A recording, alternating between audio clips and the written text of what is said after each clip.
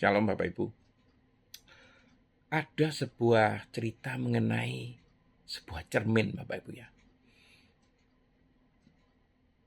Tapi cermin ini aneh Bapak Ibu. Cermin ini adalah cermin yang tidak bisa berbohong. Ini.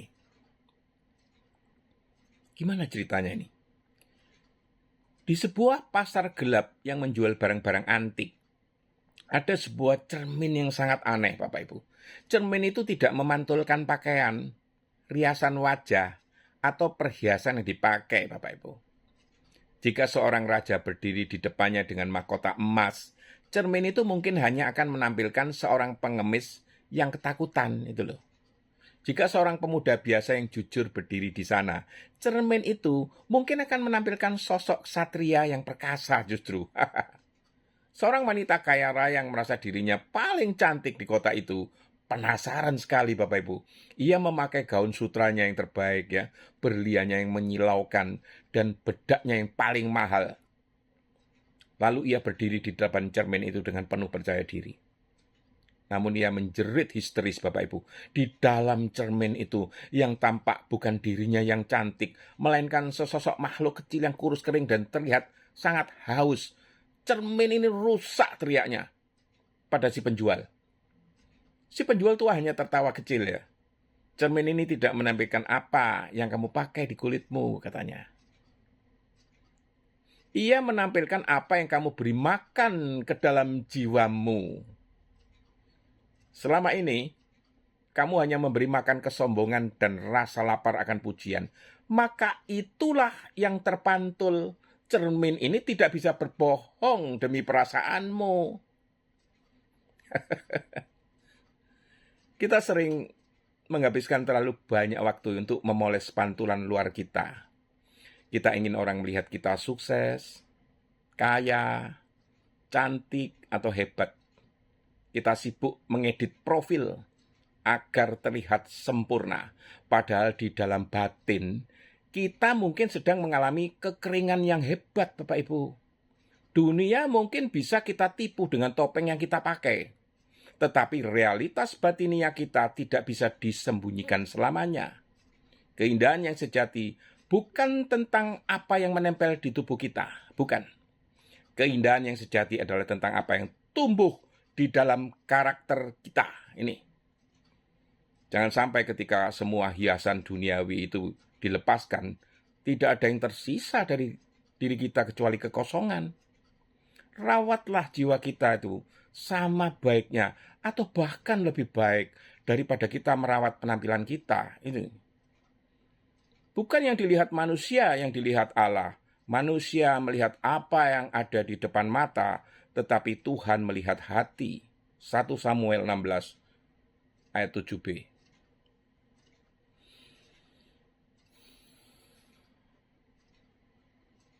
Intinya apa Bapak Ibu? Cermin yang tidak bisa berbohong ini. Sudut pasar itu gelap remang-remang ya. Di antara jam-jam tua yang jarumnya berhenti, kitab-kitab berdebu dan lilin-lilin hampir padam. Cermin itu berdiri tegak dan aneh Bapak Ibu. Ia tidak memantulkan warna kain, tidak tertarik pada emas, tidak kagum pada wajah tampan, tidak terpesona pada gelar, pangkat, jabatan, atau jumlah pengikut follower. Tidak, Bapak Ibu. Cermin itu hanya memantulkan keadaan jiwa. Dan justru karena itulah orang-orang takut berdiri di depannya. Sebab manusia rela difoto, Bapak Ibu. Manusia rela direkam. Manusia rela dinilai dunia. Tetapi tidak semua manusia rela dilihat oleh kebenaran. Itu fakta, Bapak Ibu. Manusia modern adalah ahli membuat topeng sekaligus memakainya. Ini. Kita hidup di zaman di mana wajah lebih dirawat daripada hati. Fit lebih dipoles daripada karakter. Dan citra lebih dijaga daripada nurani, Bapak Ibu. Ada orang yang tampak tersenyum di layar, tetapi menangis diam-diam di dalam kamar.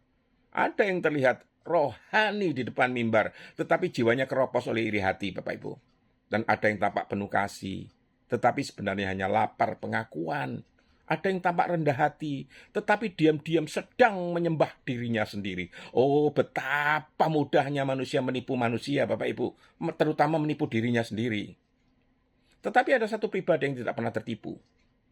Allah, firman Tuhan berkata, manusia melihat apa yang di depan mata, tetapi Tuhan melihat hati. Ini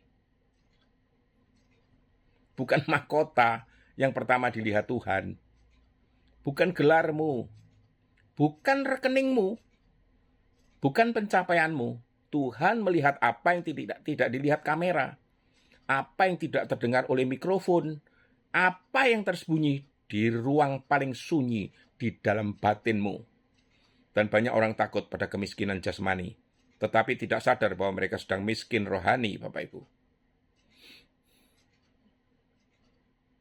Ada orang yang tampak gemuk secara dunia, tetapi kurus secara jiwa, Bapak Ibu. Wanita kaya di dalam kisah tadi itu menjerit ketika melihat dirinya sendiri. Mengapa? Karena selama ini ia mengira dirinya hidup, padahal jiwanya kelaparan. Ia memberi makan tubuhnya dengan kemewahan, tetapi memberi racun pada jiwanya. Ia memberi makan egonya dengan pujian, tetapi membiarkan kasihnya mati. Ia menghias wajahnya, tetapi membiarkan batinnya retak, Bapak Ibu. Bukankah ini gambaran banyak manusia hari ini? Kita takut wajah menua, tetapi tidak takut hati mengeras. Kita takut kehilangan uang, tetapi tidak takut kehilangan damai. Kita takut tidak dianggap, tetapi tidak takut jauh dari Tuhan. Padahal ada jiwa-jiwa yang tampak tertawa di pesta, namun sebenarnya sedang sekarat di dalam hatinya. Dan Yesus, ini saya kasih tahu ya, Yesus adalah cermin sorga. Ketika manusia bertemu Kristus, sesungguhnya ia sedang berdiri di depan cermin surgawi, Bapak Ibu. Dan anehnya, banyak orang nyaman dengan agama, tetapi tidak nyaman dengan Yesus. Mengapa? Karena agama kadang masih bisa dipakai sebagai topeng. Tetapi Yesus menembus topeng itu.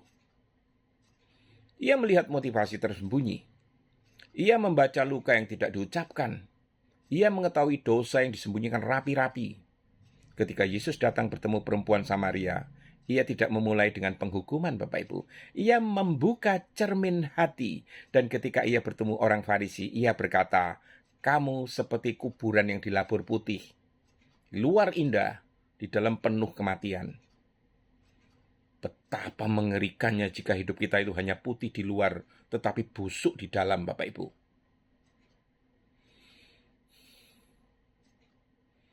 Tuhan sebenarnya itu tidak mencari wajah yang sempurna, Bapak Ibu, tetapi hati yang lapar akan Dia, itu sudah cukup. Perhatikan ya, cermin itu tidak menghukum wanita itu. Cermin itu hanya mengungkapkan kebenaran. Begitu juga Tuhan. Tuhan tidak menyingkapkan isi hati kita untuk mempermalukan kita, melainkan untuk menyelamatkan kita. Karena luka yang disadari masih bisa disembuhkan, Bapak Ibu. Tetapi luka yang disangkal akan membusuk diam-diam. Ada orang yang rajin ke gereja, tetapi tidak pernah membiarkan Tuhan menyuruh kedalaman masuk ke dalam kedalaman jiwanya. Ia mengganti pakaian, tetapi tidak pernah mengganti hati. Ia hafal ayat, tetapi tidak pernah merelasikannya dengan sungguh-sungguh di hadapan Tuhan. Ia tahu bahasa rohani, tetapi kehilangan kasihnya, Bapak Ibu.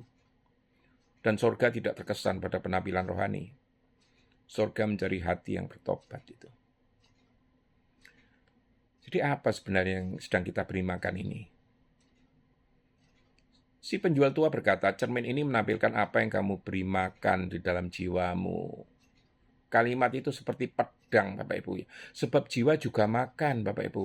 Pertanyaannya, apa yang selama ini kita suapkan ke dalam roh kita?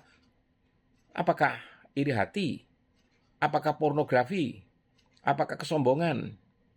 Apakah ambisi tanpa Tuhan? Apakah cinta uang? Apakah kemarahan? Apakah pujian manusia? Jangan heran bila jiwa menjadi gelap. Jika setiap hari ia diberi racun, Bapak Ibu, tubuh yang terus diberi sampah akan sakit. Demikian juga jiwa. Tetapi jiwa yang diberi makanan firman, doa, kebenaran, kasih, pengampunan, dan hadirat Tuhan akan menjadi kuat bahkan di tengah penderitaan. Ingatlah Bapak Ibu, dunia membangun citra, tetapi Tuhan membangun karakter ini. Dunia berkata, tampillah hebat. Tuhan berkata, jadilah kudus. Dunia berkata, buat mereka kagum. Tuhan berkata, tetaplah setia walau tak ada yang melihat. Dunia memoles permukaan, Bapak Ibu. Tuhan menggali akar.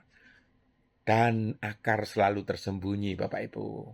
Tidak ada orang yang memuji akar pohon, tetapi justru akan menentukan apakah pohon itu sanggup bertahan di dalam badai. Karakter adalah akar jiwa. Karena itu ada orang yang tampak kuat di depan umum, tetapi roboh saat badai kecil datang. Mengapa? Karena ia membangun hidup di atas tepuk tangan manusia, bukan di atas hadirat Tuhan. Tuh. Akan tiba saatnya semua topeng itu dilepaskan. Akan datang suatu hari ketika kosmetik tidak lagi berguna, Bapak Ibu. Ketika gelar tidak lagi berguna, ketika uang tidak bisa membeli satu tarikan nafas tambahan, mahkota dunia akan jatuh, tubuh akan kembali menjadi debu. Dan pada akhirnya, setiap manusia akan berdiri di hadapan Allah tanpa topeng. Tidak ada filter, tidak ada pencitraan, tidak ada editan, Bapak Ibu, hanya jiwa apa adanya. Betapa banyak orang sibuk menghias rumah, sementara rumah batinnya itu runtuh. Betapa banyak orang kaya materi, tetapi miskin damai. Betapa banyak orang terkenal, tetapi asing bagi Tuhan. Kristus datang bukan untuk memoles manusia lama, tetapi melahirkan manusia baru. Bukan memoles, Bapak Ibu, melahirkan. Inilah Injil yang indah, Bapak Ibu. Tuhan tidak hanya menunjukkan kebusukan hati, ia juga sanggup memperbaruinya. Salib bukan salon rohani, Bapak Ibu ya. Salib adalah tempat kematian manusia lama ini. Yesus Kristus tidak datang sekedar membuat kita itu tampak baik ya. Ia datang memberi hati yang baru, Bapak Ibu. Hati baru, hati batu diganti menjadi hati daging. Jiwa yang kering dibuat hidup kembali. Mata yang gelap dipenuhi terang. Dan ketika Roh Kudus memenuhi seseorang, ia mungkin tetap sederhana di luar ya. Tetapi sorga melihat kemuliaan di dalamnya, Bapak Ibu. Dunia mungkin melihat seorang tukang kayu dari Nazaret ya. Tetapi sorga melihat raja, segala raja. Dunia mungkin melihat rasul-rasul biasa, tetapi mereka gemetar melihat api alam di dalam mereka. Jadilah indah di tempat yang tidak terlihat, Bapak Ibu. Rawatlah tempat-tempat tersembunyi di dalam hidupmu ya. Rawat pikiranmu, rawat doamu, rawat kejujuranmu, rawat belas kasihanmu, rawat hatimu saat tidak ada yang menonton, Bapak Ibu. Karena siapa dirimu saat sendirian, itulah dirimu yang sebenarnya. Dan mungkin hari ini Tuhan sedang menaruh sebuah cermin surgawi di depan hidup kita.